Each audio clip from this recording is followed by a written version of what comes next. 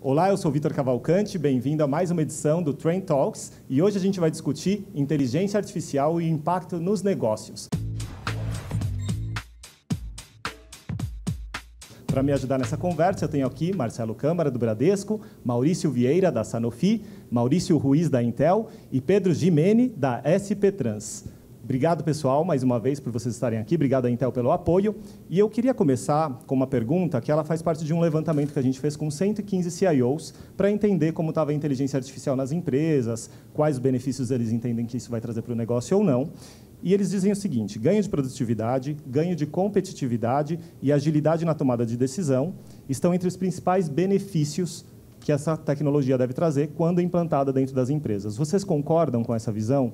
É isso que vocês têm visto internamente ou vocês têm trabalhado em outras frentes internamente? Eu vou deixar você por último, Maurício, porque eu queria entender o que eles têm feito e depois o que a Intel tem recebido de demanda e como está trabalhando essas demandas. Vamos começar pelo Bradesco? Vamos sim.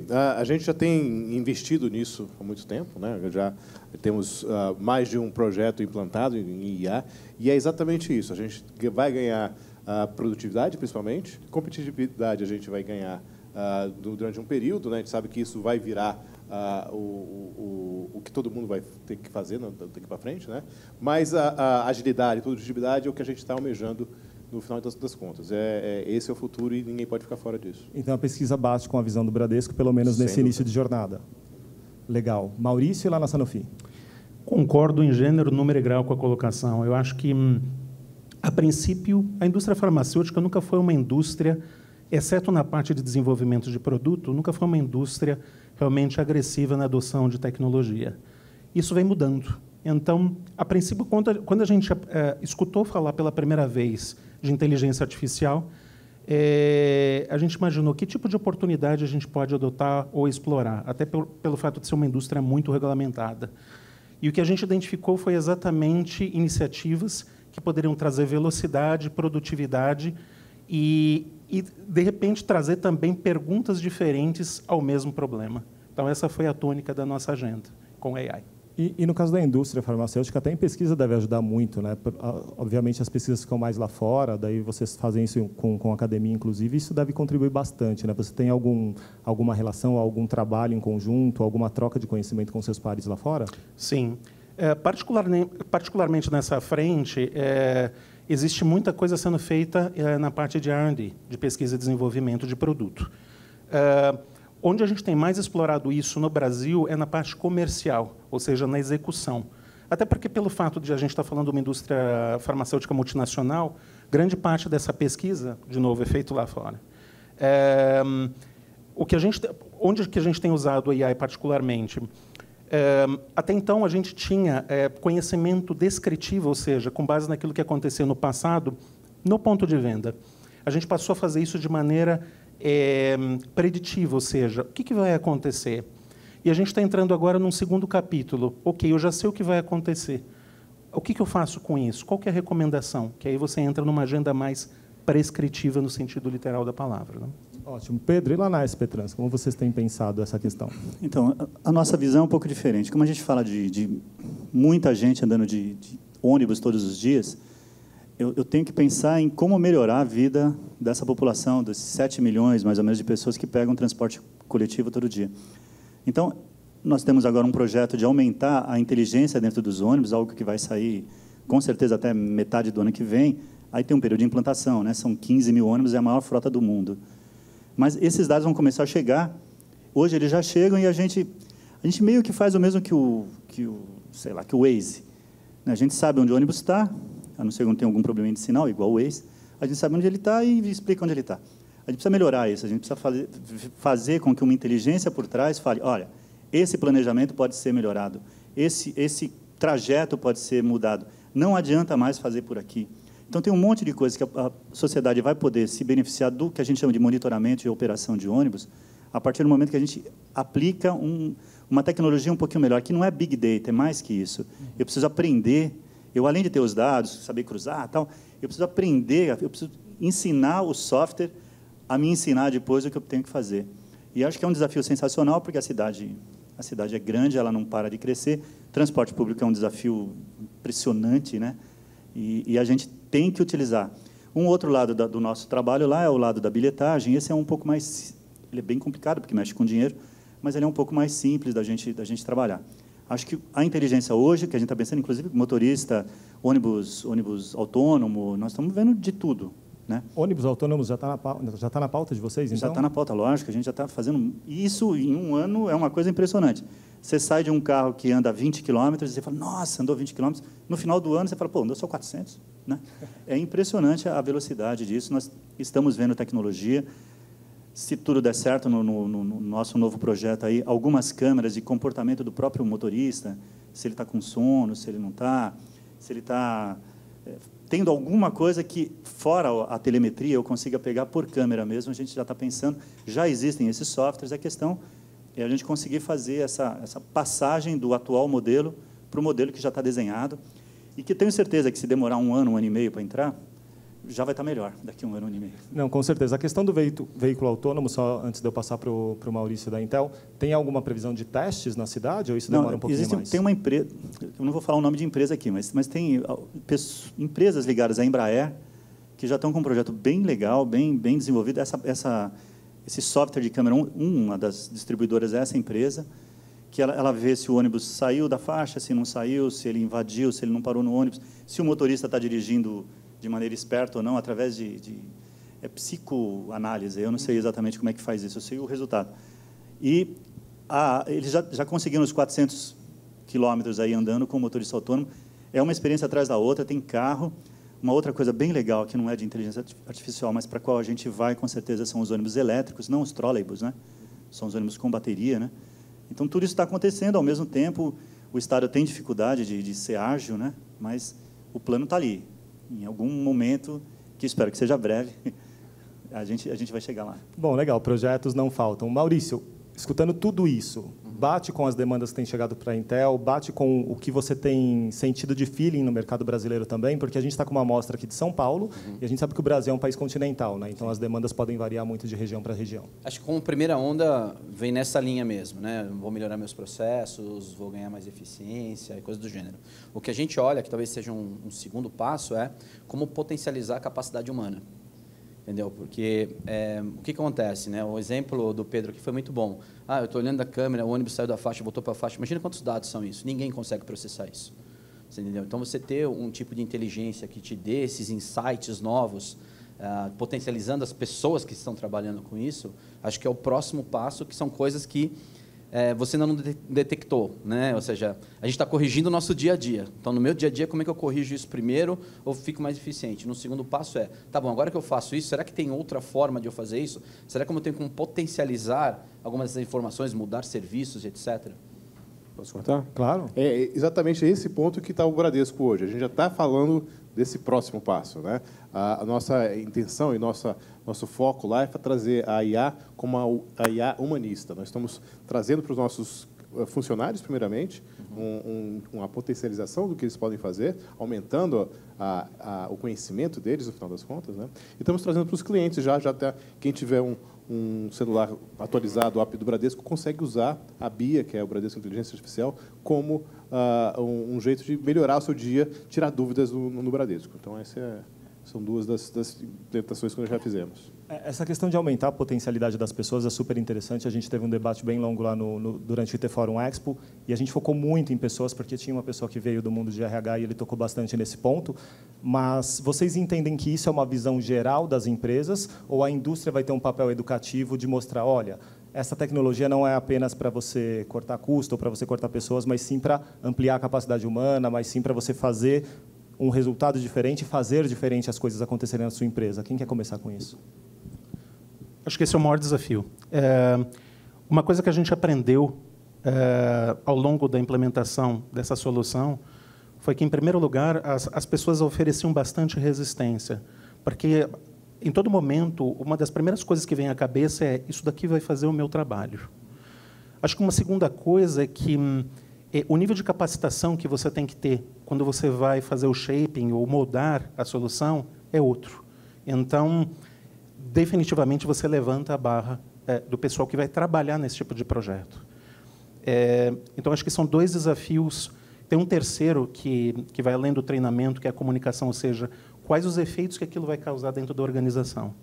Então, aí eu estou olhando única e exclusivamente para dentro de casa, mas tem um aspecto fora também.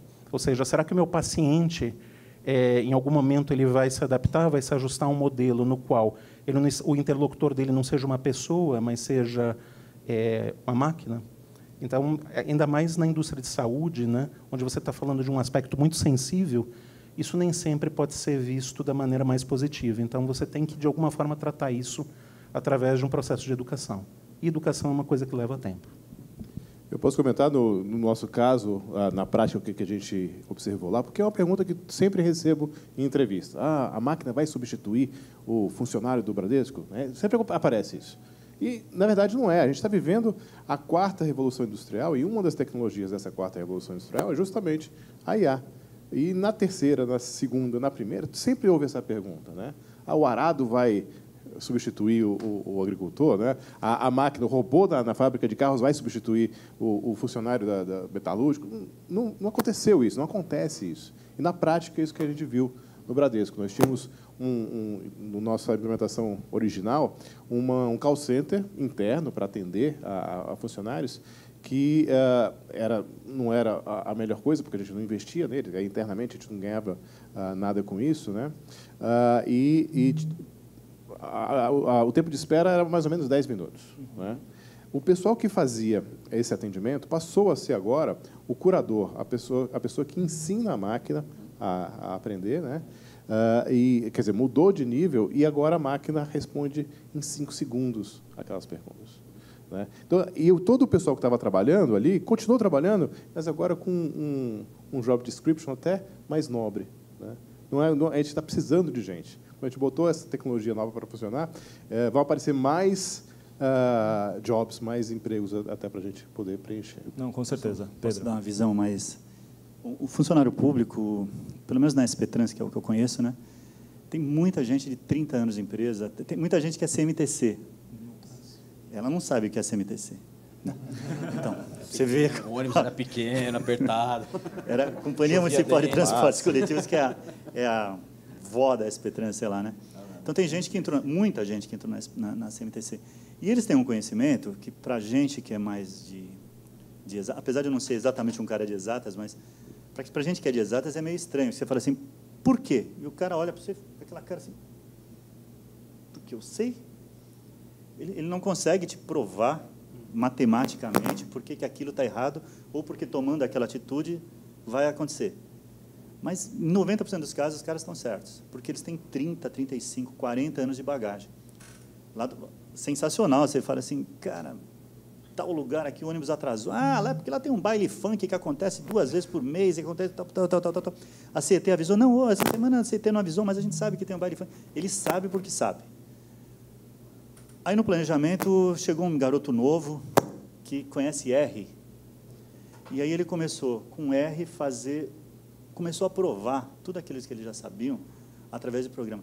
E eu diria para você que mais de 50% da turma, tem gente que não, tem gente que trava, né? Mas o menino virou um ídolo durante um tempo nosso, porque ele conseguia provar aquilo que eles não conseguiam provar matematicamente, mas eles já sabiam. Então, no serviço público tem muito disso. As pessoas sabem o que está acontecendo, mas não sabem explicar por que sabem. Sabem porque sabem, né? E o mundo atual não está mais suportando essa resposta. A gente precisa de uma resposta um pouco melhor, até para tomar atitude melhor. Uma atitude mal tomada aqui pode complicar a cidade. Não existe mais espaço porque sim. Né? Maurício, eu queria até pegar um gancho no que o outro Maurício falou sobre a indústria de saúde, e é uma vertical que vocês têm trabalhado muito, para que você falasse um pouquinho desse aumento de potencial humano, principalmente na área de saúde, que traz muito e é extremamente visível. Né? Quando a gente fala de médicos, por exemplo, você vem com toda aquela biblioteca, tudo, e como isso pode potencializar, acelerar atendimento, personalizar atendimento. Então, e acho que num país como o nosso ainda mais, né? Porque a gente tem tanta carência e é um país tão grande, de dimensões continentais, e você não consegue ter a mesma qualidade de medicina em todos os cantos do Brasil. Então, você trabalhar, por exemplo, questão de diagnóstico, para auxiliar o médico numa região mais remota, ou seja, a chance de acerto de um diagnóstico é muito maior, e você não precisa ter ninguém se deslocando para grandes centros para fazer algum tipo de análise, né? A gente tem na parte de pesquisa genética mesmo, né? Para que a gente construa medicamentos ou forma de mapear doenças nas pessoas. Então, tudo isso você tem aplicação de inteligência artificial. Tá? E a qualidade, de novo, qualidade de vida para todos nós. E eu olho para o Brasil, não consigo parar de pensar como é que a gente faz para levar uma medicina de qualidade, por exemplo, lá no Amazonas. Esse é o tipo de caminho que a gente tem para fazer isso. Você entendeu? Porque você não vai conseguir deslocar a população toda para grandes centros, né? E a gente aqui em São Paulo sofre bastante com isso, porque tem uma migração muito grande de pessoas na parte de medicina, né? Com certeza. Nós temos alguns convidados aqui na gravação. Se vocês quiserem fazer alguma pergunta, é só levantar a mão, se identificar. Eu estou atento a vocês, tá? Bom dia aos colegas. Rogério Caneco, da Ingridium. Eu vejo aqui uma empresa privada nacional, uma empresa privada multinacional e um representante do governo, né? 3 diferentes perspectivas. Como é a introdução da inteligência artificial em cada um desses ambientes? Se vocês puderem comentar um pouco, por favor. No nosso caso, a gente sempre tem um departamento, né, que olha pesquisa e inovação. A gente tem olhado sempre novas tecnologias aparecer, né? A gente tem acompanhado já a evolução da IA há bastante tempo, né, há muitos anos. E, em 2015, nós percebemos que isso ia virar comercialmente possível, factível, né? Nós nos associamos, arrumamos parceiros como vendors para trazer isso para dentro do Bradesco. Desde 2015, nós temos implementado e treinado especificamente entidades de inteligência artificial para fazer um trabalho que a gente quer. A gente tem várias linhas já em andamento, algumas já em produção, mas a gente separa muito bem o que é essa linha de IA, nova IA, do que é estatística, analytics, big data, que, na verdade, é insumo para tudo isso funcionar. Nós estamos nesse passo à frente de ter a entidade de inteligência artificial ajudando a gente a fazer novos negócios. A gente introduziu dessa forma através de inovação e pesquisa. Maurício? Muito boa a tua pergunta, Caneco. Acho que na linha do que o Maurício comentou anteriormente, hoje em dia a tecnologia é muito democratizada, o que é ótimo. Mas, às vezes, isso também é desafiador. Então, no nosso caso, no caso da Sanofi, a AI entrou por diferentes portas. Então, por exemplo, análise preditiva de ruptura de produto no ponto de venda. Isso veio da gente. Porque, na verdade, a gente viu o que o varejo estava fazendo. Se é ex-indústria farmacêutica, você sabe que muita coisa a dinâmica na indústria farmacêutica acabou mudando e muita coisa a gente acaba vendo quem foi na frente. Então, houveram situações nas quais, por exemplo, isso veio através da área usuária. Então, por exemplo, o supply chain identificou uma oportunidade de automação por conta de um desafio de integração entre sistemas. Como o nosso landscape, ou seja, o nosso mapa de aplicações é muito diverso, e não havia necessariamente a possibilidade de automação entre plataformas muito diferentes. Então, eles identificaram uma oportunidade para não só fazer, por exemplo, um RPA, mas também haver uma intervenção dentro desse processo de automação. Então, o que eu diria é, o processo de governança para a AI ele é diferente do processo de governança tradicional. Porque, muitas vezes, você tem diferentes áreas querendo fazer pilotos cada um com suas microexperiências dentro dos seus processos. É muito difícil você ter... muitas vezes a gente fala em arquitetura, mas é muito desafiador você tentar criar um layer de inteligência artificial casado ou entranhado nos teus processos, pelo menos de pronto. Eu acho que a gente está aprendendo enquanto a gente está fazendo. Provavelmente, se você fizer a mesma pergunta daqui a 3 anos, a resposta vai ser diferente. Mas acho que a gente está no começo ainda, da adoção principalmente. O mundo de transporte ele é um mundo muito fechadinho, mas ele é um mundo bastante amplo, né? Então, quando a gente começou, em 2013, 2014, dar uma abertura, na verdade, quando a gente começou na modernização do transporte coletivo, não só do bilhete único, mas também do monitoramento, né? A gente abriu um fórum, foram, se não me engano, de cabeça aqui, 34 empresas, para que a gente falasse de tecnologia dentro do ônibus. Tecnologia, não estou nem falando de combustível, nada disso, tecnologia TI mesmo, né, ITS, que é como a gente chama, dentro dos ônibus. Essas 34 empresas, estava lá o consulado da Suécia representando empresas, elas começaram a trazer um monte de coisa. A gente abriu para que viessem novidades. Então, um ponto, as próprias empresas que nos procuram. A SP Trans é um brand importante para esse tipo de empresa.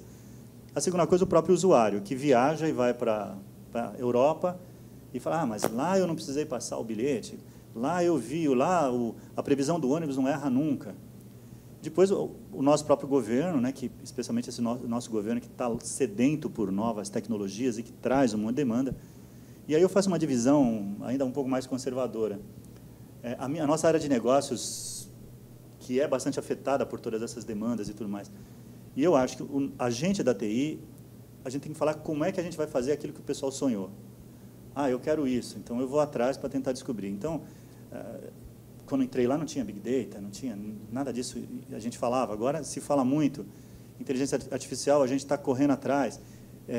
Para mim, o papel da TI é entender o negócio, mas é principalmente ser TI.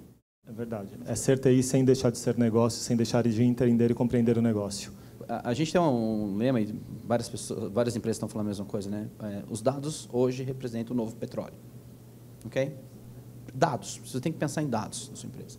Então, você tem um problema, você tem uma área que você pode melhorar, ou você tem uma ambição de posicionamento diferente de mercado, seja lá o que for. Começa pelo seu problema.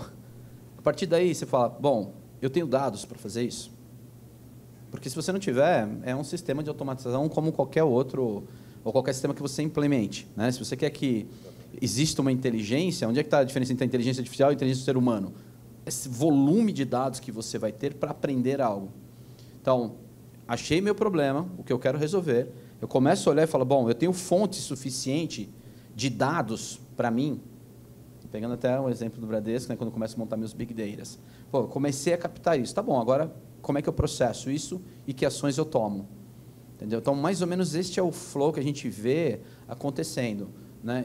E nunca é pela tecnologia, às vezes você vai ter um robozinho, alguma coisa que você viu, fala, o meu também é igual, tá bom, então só compra aquele aplicativo e põe para rodar. Mas quando você falar de problema de negócios mesmo, o primeiro passo é, qual é o meu problema de negócio?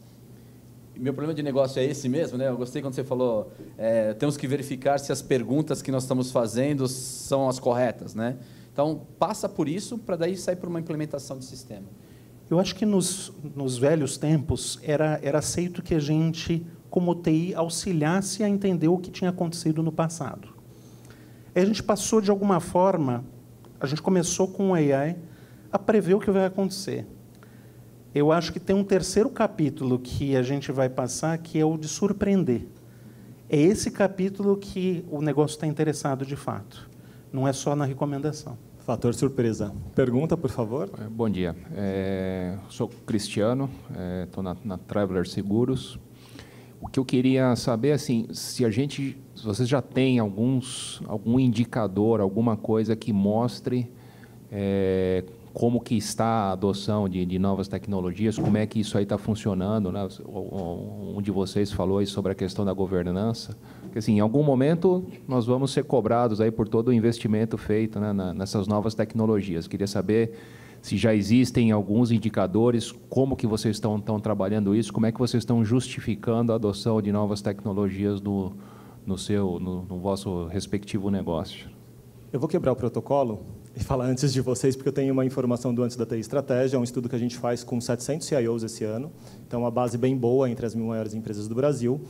Desses 700 CIOs, 8,6 disseram que as empresas já implantaram algum tipo de tecnologia de inteligência artificial ou vão fazer novos investimentos no que já implantaram. 58% ainda não implantou e está sem previsão. Daí vocês podem fazer os comentários de vocês. A gente pode até começar com o Maurício da Intel, sim, que é mercado, e depois eles vão. Bom, vou te dar uma visão mais de indústria do que efetivamente na implementação, né, e o que a gente acaba conversando. Eu acho que a primeira coisa, eu já falei um pouquinho, isso não pode ser um projeto de TI. Entendeu? Se isso for um projeto de TI, aí fica aquela coisa, né? Eu sou o CEO, mostra para mim o retorno aí. Não funciona dessa maneira, entendeu? Ou existe uma compreensão da evolução que você quer ter na sua empresa, seja de processo, novos negócios, o que for, ou não vai funcionar. Eu acho muito difícil uma área de TI sozinha bater no peito e falar, eu vou implementar um sistema desse. Então, acho que uma parte importante é o quanto a empresa mesmo, a gestão da empresa, está envolvida em abraçar essas tecnologias e enxerga essas tecnologias como diferencial de negócio. Porque senão, vocês estão... É até bom, né, quando alguém bate no peito e fala, deixa eu fazer, né? Mas aquela coisa, se der errado, você é a vítima sozinho, né? É verdade, é uma guerra de um homem só, né? É uma guerra de um homem só. Eu tenho um comentário, né? Eu acho que o indicador, seja lá qual for, tem que ser um indicador de negócio, alinhado ao que o Maurício comentou. Ou seja, se não for, tem alguma coisa muito errada. Um fato, e até um exemplo bem tangível, né? A gente tinha uma questão de ruptura, ou seja, falta de produto em ponto de venda. Você usa um modelo matemático, regressão linear, até para você entender o que está acontecendo na ponta. Por que está faltando produto? Você consegue cruzar, por exemplo, se teve prescrição médica naquela região, se tinha o produto. Você consegue cruzar um monte de informações. O ponto é, se eu quiser um indicador, nesse caso que é muito fácil, ou seja, mas para determinadas regiões, qual é o nível de ruptura? Diminuiu, aumentou? Aí é um caso clássico e fácil. Existem casos que não são tão fáceis assim. Um outro exemplo. Eu tenho 50 mil políticas comerciais, porque isso no passado foi feito de maneira muito customizada. Aí eu observo que 80% da minha venda ela é feita sempre seguindo meia dúzia de políticas comerciais. Eu preciso ter 50 mil. Então, você começa a gerar certas provocações dentro da companhia, e os KPIs, em 100% dos casos, eles estão atrelados a resultados de negócio ou métricas de negócio. Se tiver alguma métrica de TI na história, tem coisa muito errada. Não sei se eu respondi a tua pergunta. Deixa eu comentar também, falando do nosso histórico, até fazendo um paralelo com como a gente começou lá. A gente começou como pesquisa mesmo. Lá atrás era uma prova de conceito, porque era uma coisa muito nova, não existia no mercado. Então, a gente, inclusive, fez a tradução da primeira entidade de IA para a língua portuguesa, porque só existia em inglês, né? E lá atrás a gente tinha que partir de algumas premissas para tentar aprovar a nossa hipótese. Então a gente começou falando o seguinte: temos que tratar de um público controlado, não vamos para cliente ainda, porque a gente tem que testar, vamos para o público interno aqui de funcionários. A gente tinha que não usar dados sensíveis, até por questões regulamentares, né? A gente não queria impedir o processo por causa de questões desse tipo. E, principalmente, a gente tinha que resolver um problema de negócio, fazendo o paralelo aqui. Então, a gente foi atrás e achou isso. Mas, no momento, achou vários, na verdade, várias frentes que a gente podia abordar, escolhemos uma especificamente, mas, naquele momento, a gente percebeu que, para cada implementação que a gente fosse fazer, as métricas poderiam e deveriam ser diferentes. Mas coisas a gente achou no meio do caminho. Por exemplo, a gente descobriu que haviam agências que descobriram o nosso projeto e queriam participar, e começavam a ativamente ligar para a gente para participar do projeto. Essa é uma métrica, um KPI super positivo, né? A gente percebeu que não era a acurácia da IA que ia fazer diferença, é sim a adoção, quantas pessoas queriam usar isso, né? A gente partiu desse pressuposto e acabou atingindo o sucesso. E daí para frente, foi mais fácil a gente subsidiar e provar que a gente precisava fazer mais projetos desses por causa do sucesso anterior. Então, foi da prova de conceito para o piloto, para a operação, e daí para frente as coisas são muito mais fáceis. Esse ano eu consegui dobrar meu orçamento de IA do ano passado, baseado no sucesso que eu tive no ano passado. Queremos a receita completa para dobrar o orçamento. Pedro, você quer acrescentar alguma coisa? Talvez eu fosse repetitivo de falar 34 empresas, algumas quiseram fazer um piloto. Um piloto na SP Trans é muito importante. Ele é o melhor piloto do Brasil, talvez seja o melhor da América Latina, talvez seja um dos melhores do mundo, porque é a SP Trans, né? E a demanda vem, você faz o piloto, você pega erros e pega realidades que você não imaginava pegar, né? Nosso mundo é um pouco diferente, ele não é tão protegido assim, né?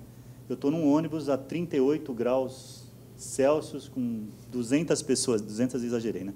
Mas com 60 pessoas dentro, tentando usar o Wi-Fi.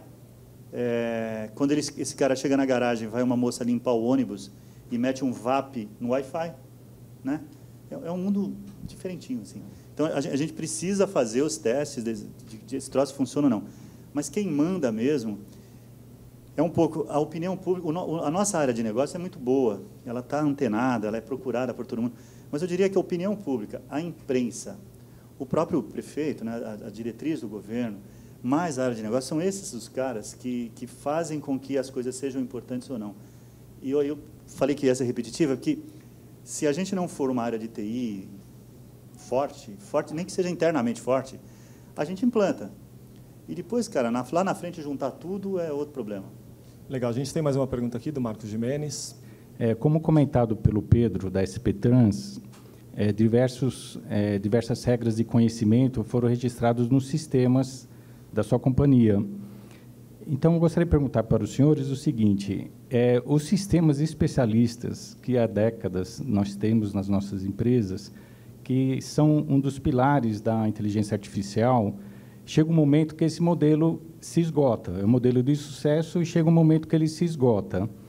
Como que foi a participação da TI nesse momento de vender a ideia de que esgotamos o modelo que nós tínhamos e agora nós precisamos de mais de inteligência artificial, mais voltado então para sistemas neurais, porque os especialistas talvez já estejam esgotados?